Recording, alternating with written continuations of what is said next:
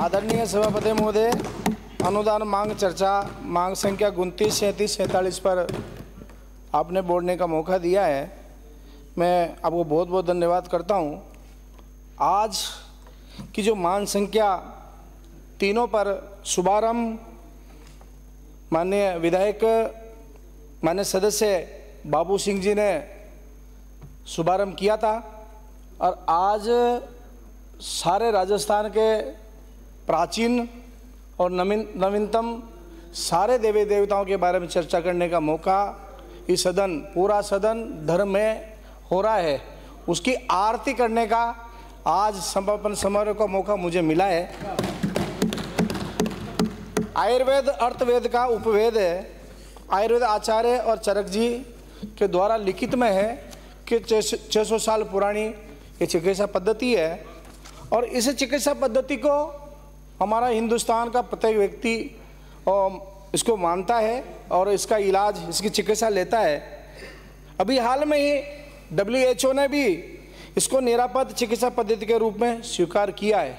अर्थात आयुर्वेद से जो दवाई बनाई जाती है, पौधों से जो दवाई बनाई जाती है, उसमें कोई साइड इफेक्ट नहीं है, कोई नुकसान नहीं है, उसमें फ़ायदा ही फ़ायदा है।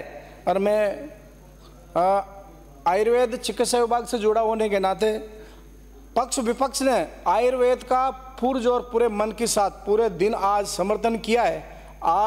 आयुर्वेद को विकास के बारे में और आयुर्वेद की चिकित्सा के बारे में जो विश्वास व्यक्त किया है, मैं माने आपके माध्यम से मंत्री महोदय से अपेक्षा करता हूँ और आशा करता हूँ कि सभी सदस्यों के विश्वास पर और हम सब आयुर्वेद से जुड़े जितने भी लोग हैं, सारे चिकित्सक आज अब सुन रहे होंगे राजस्थान के, पूरे देश के, हम आपके विश्वास पर खरा उतरने की पूरी कोशिश करेंगे।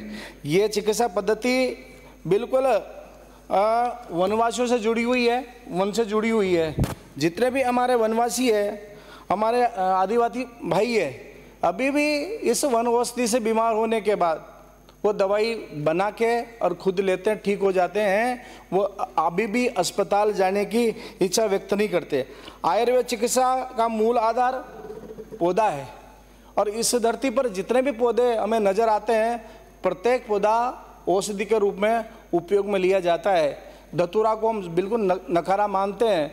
मैं बताना चाहूँगा, धतूरा भी आयुर्वेद में एक औषधि है। ज़्यादा मात्रा में लेते हैं तो विष बन जाता है और कम मात्रा में लेते हैं तो दवाई के रूप में काम आता है। हम सब लोग ऑर्गेनिक जो खेती कर रहे हैं उसमें इंडोसल्फान नाम की जो दवाई डालते हैं और अगर कोई व्यक्ति गलती से उसको पी जाता है तो उसको ठीक करने के लिए धतूरा में एट्रोपिन होता है, उसी को यूज करके और उस मरीज को ठीक करने का काम किया जाता है। मैं आयुर्वेद के बारे में बात करता हूँ। हमारे जो पूरे भारत में आयुर्वेद आधारभूत ढांचा राजस्थान में स्थापित है। आयुर्वेद विश्वविद्यालय, निर्देशालय, इंडियन मेडिसिन बोर्ड, आयुर्वेद नर्सिंग परिषद, आयुर्वेद कॉलेज और आयुर्वेद नर्सिंग कॉलेज, चिकित्सालय, औषधालय और राजकीय क्षेत्र में 6 आयुर्वेद फार्मेसियाँ हमारे राजस्थान में चलती है। मैं माननीय महोदय आपके माध्यम से मंत्री महोदय से निवेदन करना चाहता हूँ कि हमारी फार्मेसी और अच्छी चले और राजस्थान में वन औषधियाँ पैदा होती है, जो हमारे किसानों को भी फायदा होगा, हमारे वनवासियों को फायदा होगा, आदिवासियों को फायदा होगा और हमारे राजस्थान में वन औषधियाँ, वन के पौधे खूब ज़्यादा लगे और हमारी फार्मेसी में बने। मैं मंत्री महोदय से निवेदन करना चाहता हूँ कि उसकी जाँच की गुणवत्ता के बारे में लेबोरेटरी अति आधुनिक तरीके से राजस्थान में लगे, क्योंकि जिस प्रकार दूध राजस्थान में इतना पैदा नहीं होता है जितना लोग पीते हैं, तो उसमें मिलावट होती है। इसी प्रकार आयुर्वेद की दवाई जितनी बाजार में आ रही है इतनी वनौषधि लगती नहीं है, उसमें मिलावट होती है और पूरे डिपार्टमेंट की बदनामी होती है। मरीज रोगी समय पर ठीक नहीं हो पाता है। मैं राजस्थान का देश का पहला राज्य है जहाँ विश्व की आयुष विश्वविद्यालय जोधपुर 2002 में घोषणा की चालू किया गया। देश का वो पहला राज्य है जहाँ नवीन आयुर्वेद योग एवं प्राकृतिक चिकित्सा विद्यालय अजमेर में 2 आयुष विद्यालय हैं। देश का पहला राज्य जहां आयुष नर्सिंग काउंसिल संचालित है। 7 में विश्व स्तरीय सेंटर ऑफ एक्सीलेंट इन पंचकर्म स्थापित किया है। किंतु विभाग की विशालता और इंफ्रास्ट्रक्चर की स्थिति को देखते हुए प्रदेश में सरकार द्वारा आयुर्वेद को अत्यंत कम बजट दिया जाता है। मैं आपके माध्यम से निवेदन करना चाहता हूं, अपील करना चाहता हूं कि एलोपैथी की तरह 36,000 करोड़ का बजट और 40,000 करोड़ के बजट में माननीय महोदय बहुत अंतर है।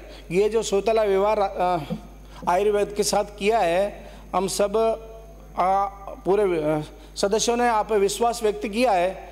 आप हमारी भावना को कदर करते हुए और आयुर्वेद विभाग में जो मेरी प्रमुख मांगे हैं, आयुर्वेद नर्सेज का मेडिकल नर्सेज के समान वेतन पदनाम किया जाए, चिकित्सा नर्सेज का ग्रामीण कैडर का समाप्त किया जाए, चिकित्सक एवं नर्सेज की पदोन्नति की जाए, रिक्त पदों पर भर्तियां की जाए। बजट की तुलना में माननीय महोदय आपके माध्यम से मैं आपकी याद दिलाना चाहता हूं, श्रीमती वसुंधरा जी की सरकार कार्यकाल में 13-18 में आयुर्वेद का 95% बजट खर्च किया। श्री अशोक गहलोत जी की सरकार में कार्यकाल में 19 से 23 द्वारा आयुर्वेद का 92% खर्च किया गया। केंद्र से प्राप्त बजट 21-22 में 92% खर्च किया गया तथा 48% ही खर्च किया गया। केंद्र का जो बजट है 23 में का सही तरीके से बजट का उपयोग नहीं किया गया। वर्तमान सरकार 24-25 में बजट बहुत कम मात्रा में दिया है। मैं आपसे आशा करता हूं, विश्वास करता हूं कि आप इस अनुदान मांग के बाद आप इस आयुर्वेद डिपार्टमेंट को विकास करने में, मदद करने में आप पूरा सहयोग करेंगे। आयुर्वेद विभाग के कर्मचारियों को समांतर फेतियों के समान संरक्षण, वेतनमान, सुगमता, नवीनतम भर्तियां, आयुर्वेद कॉलेज की फार्मेसी की स्थापना के साथ साथ ड्रग क्वालिटी कंट्रोल आधुनिक लेबोरेटरी स्थापित करने की मैंने पहले भी बात करी है। मैं माननीय मंत्री महोदय आपके माध्यम से मैं बताना चाहता हूं, अध्यक्ष महोदय, विभाग में जो बजट दिया जाता है प्रति रोगी 2 रुपया, ये 2 रुपया बहुत कम है। इसको माननीय महोदय आपके माध्यम से मंत्री महोदय से निवेदन करना चाहता हूं कि बढ़ाया जाए। आरजीएचएस की तर्ज पर आरजीएचएस में प्रत्येक सरकारी कर्मचारी को निःशुल्क इलाज करने की जो व्यवस्था की है, मैं एलोपैथी में भी आयुष के माध्यम से जो चिरंजीवी योजना है उसमें आपको प्रत्येक व्यक्ति को इसमें जोड़ने की मैं मांग करता हूं।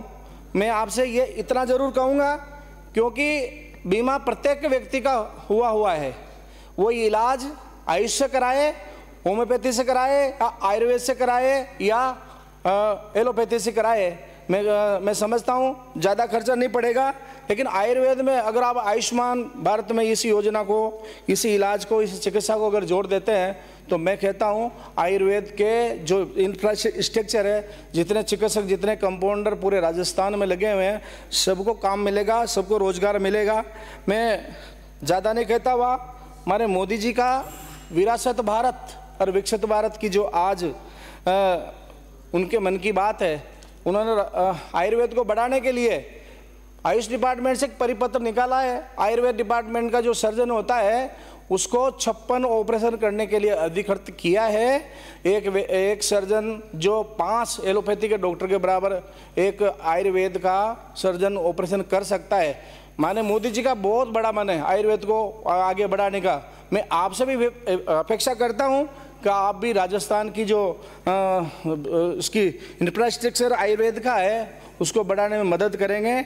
और ये उसके बाद में गौ माता पर आता हूं, क्योंकि टाइम 2 घंटे बजा दी।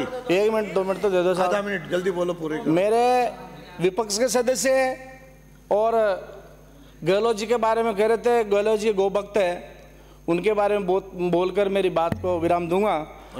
13 सेकंड। जब गहलोत जी की सरकार थी और उसमें जो गोपालन मंत्री थे, पूर्व कैबिनेट मंत्री, वो इधर लंपी बीमारियों में गायें मर रही थी और वो अमेरिका में होटल में पत्नी के साथ आइसक्रीम खा रहे थे।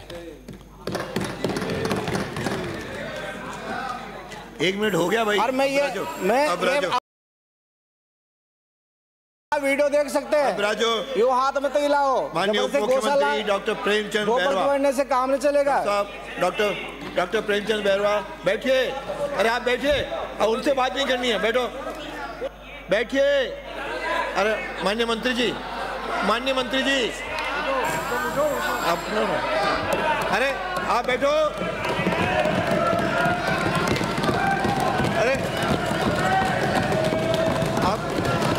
अरे आपको किसने कहा? आपको क्या हो गया? आपको बैठे बैठे क्या हो गया? बैठिए।